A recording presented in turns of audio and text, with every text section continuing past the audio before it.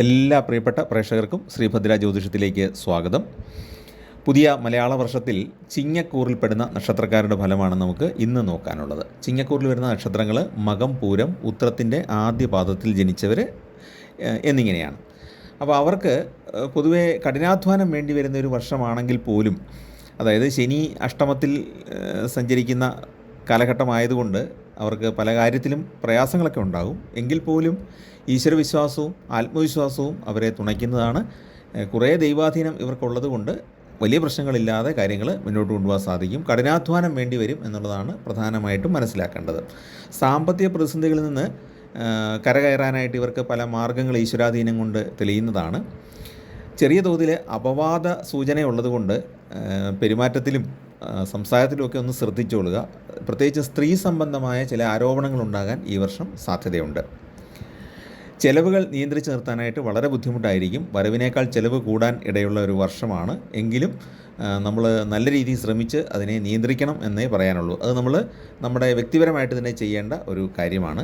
കർമ്മരംഗത്ത് ചില പ്രയാസങ്ങൾ, തടസ്സങ്ങളൊക്കെ വന്നു ചേരുമെങ്കിലും കാര്യങ്ങൾ മെച്ചപ്പെടാൻ യോഗമുണ്ട്. ഗ്രഹസ്ഥിതികൾ, വ്യാഴത്തിൻ്റെ മാറ്റവും ശനിയുടെ മാറ്റവും ഒക്കെ കൊണ്ട് ഗ്രഹസ്ഥിതികൾ മെച്ചപ്പെടും. ദൈവിക കാര്യങ്ങളിൽ കൂടുതൽ ശ്രദ്ധ പുലർത്തേണ്ടതാണ്. പലപ്പോഴും ഈശ്വരനെ പ്രാർത്ഥിക്കാൻ വിട്ടുപോകും എന്നുള്ളതാണ് വേറൊരു കുഴപ്പം. പിന്നെ എന്തെങ്കിലുമൊക്കെ വിലപ്പെട്ട വസ്തുക്കൾ നഷ്ടപ്പെട്ടു പോകാൻ സാധ്യതയുള്ളതുകൊണ്ട് ചിങ്ങക്കുറുകാർ ഈ വർഷം വളരെയേറെ ശ്രദ്ധിക്കണം. വിലപ്പെട്ട ഡോക്യുമെൻറ്റുകൾ, ആഭരണങ്ങൾ തുടങ്ങിയവയൊക്കെ വളരെ സുരക്ഷിതമായിട്ട് എവിടെയെങ്കിലും സൂക്ഷിക്കണം. ലോക്കറുകളിലോ അല്ലെങ്കിൽ വീട്ടിൽ തന്നെയാണെങ്കിൽ ഏറ്റവും സേഫായിട്ടുള്ള സ്ഥലത്ത് സൂക്ഷിക്കാനായിട്ട് ശ്രദ്ധിക്കേണ്ടതാണ്. കലാരംഗത്തും രാഷ്ട്രീയ രംഗത്തും പ്രവർത്തിക്കുന്നവർക്ക് ചെറിയ തോതിൽ ശത്രുദോഷം നേരിടാൻ സാധ്യതയുള്ള കാലമായതുകൊണ്ട് അവരൊന്ന് ശ്രദ്ധിക്കുന്നത് നന്നായിരിക്കും.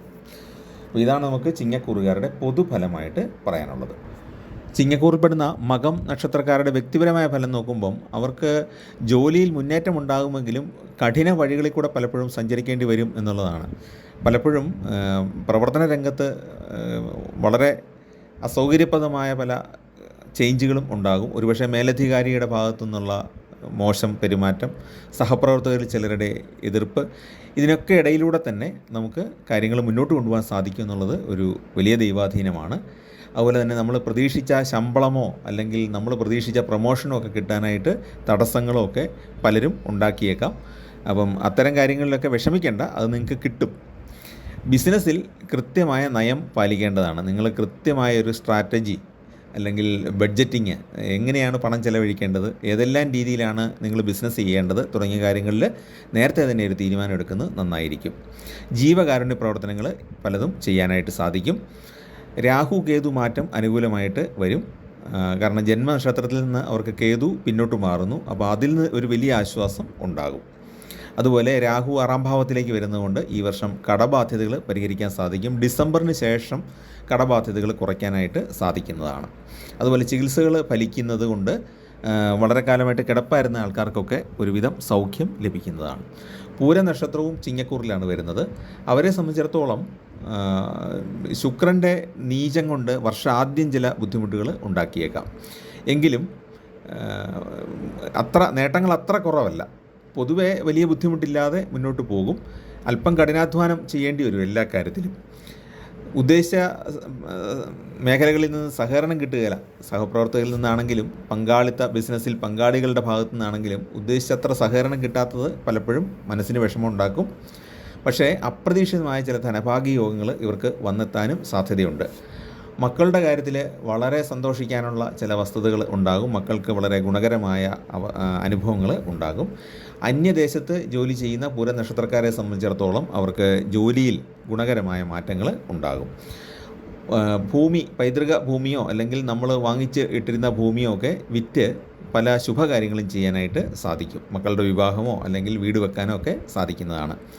പ്രണയം ഗുണകരമാണ്. കലാരംഗത്ത് പ്രവർത്തിക്കുന്നവർക്ക് ചെറിയ ചെറിയ തടസ്സങ്ങൾ നേരിടേണ്ടി വന്നേക്കും. ഉത്രം ആദ്യ പാദത്തിൽപ്പെടുന്ന ആൾക്കാരെ സംബന്ധിച്ചിടത്തോളം കഠിനാധ്വാനം വേണ്ടി വരും അവർക്കും. എങ്കിലും ചെറിയ നേട്ടങ്ങൾ അവർക്ക് ഉണ്ടാകും. വൻ നേട്ടങ്ങൾക്ക് അവർക്ക് ഈ വർഷം അത്ര സാധ്യതയില്ല. എങ്കിലും ജീവിതം സമാധാനപരമായിട്ട് മുന്നോട്ട് കൊണ്ടുപോകാൻ സാധിക്കും. പിന്നെ രാഹു 6-ാം ഭാവത്തിലേക്ക് വരുന്നതുകൊണ്ട് ഡിസംബർ മാസത്തിന് ശേഷം ഇവർക്ക് കുറച്ച് ഗുണങ്ങൾ ലഭിക്കും. എതിർപ്പുകൾ നല്ല രീതിയിൽ കുറയുന്നതാണ്. സാമ്പത്തിക സമ്മർദ്ദവും കുറയുന്നതാണ്. അതുപോലെ രോഗം ബാധിച്ച് ചികിത്സയിലായിരുന്നവർക്ക് ആ ചികിത്സ നല്ല രീതിയിൽ ഫലിച്ചു തുടങ്ങാനും യോഗമുണ്ട്. ഇതാണ് മകം പൂരം ഉത്രത്തിൻ്റെ ആദ്യ പാദം എന്നീ നക്ഷത്രക്കാരുടെ വ്യക്തിപരമായ ഫലം ചുരുക്കത്തിൽ പറയാനുള്ളത്. അപ്പോൾ നിങ്ങൾക്ക് ഈ ചാനലിൽ പറയുന്ന കാര്യങ്ങൾ ഇഷ്ടപ്പെട്ടെങ്കിൽ ദയവായിട്ട് ചാനലൊന്ന് സബ്സ്ക്രൈബ് ചെയ്യുക. നിങ്ങളുടെ സുഹൃത്തുക്കൾക്കും പരിചയക്കാർക്കും അയൽക്കാർക്കൊക്കെ ഒന്ന് ഷെയർ ചെയ്ത് കൊടുക്കുക. എല്ലാവർക്കും നന്മയുണ്ടാകട്ടെ. ചാനൽ ഇഷ്ടപ്പെടുന്നവർ ഈ വീഡിയോയുടെ താഴെയുള്ള ജോയിൻ ബട്ടൺ ക്ലിക്ക് ചെയ്താൽ നിങ്ങൾക്ക് ചാനലിൽ മെമ്പറായിട്ട് ചേരാനായിട്ട് സാധിക്കുന്നതാണ്. എല്ലാവർക്കും നന്മയുണ്ടാകട്ടെ.